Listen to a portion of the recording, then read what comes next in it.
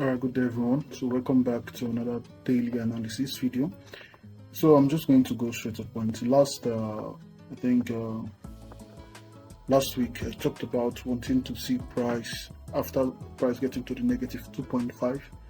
I would want to see probably a decline, or I would stop looking for higher prices when we get there. Unfortunately, on the CFD chart, we failed to trade to that level, and we had a rejection prior to that, and that's very fine. And we've been selling shorts since Thursday, and Sunday opening we kept on going lower, and yeah, that's something interesting to see.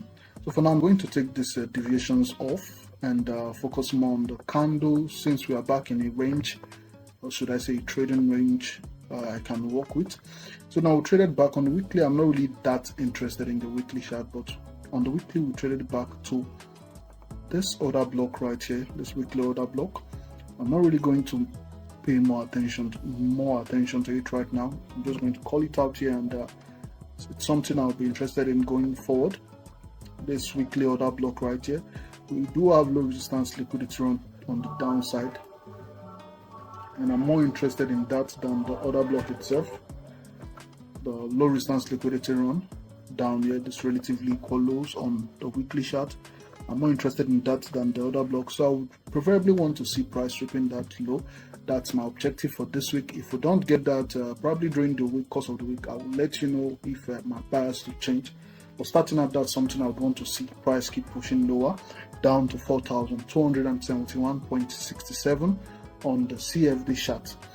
Understand? So we'll go down straight to the daily chart. Now we'll see more structures here, and how I would want to see price pan out. So we do have a fair value gap right here on the daily. I'll be watching out for. It's a BC, or you can say it's a bullish fair value gap, something I'll be interested in. And now within this range, I'll be interested in seeing what structure price uses in selling price lower, because I do expect, after this huge move on Sunday, I do expect some major consolidation during the earlier part of the week. And yeah, I'm not really going to be insisting on that, but I do expect that to occur. I'll be taking note of this low as well. I want to watch and see how we closed on the daily basis. If we do close below that on daily basis, I'll be looking for lower prices. If we do week out reject, probably I'll be looking for a range bound market and quick price trading back to a fair value gap and so on. So for now, we've traded below this low right here. Currently, I think we've taken out this old daily low right here, because I was watching actually, and I would want to, like always, I would want to see a little bit of retracement after price sticks out this level. Currently, we are still not yet in the London, my London Q zone, so I would want to see a retracement prior to that. And I'm not really interested in taking any trades during London.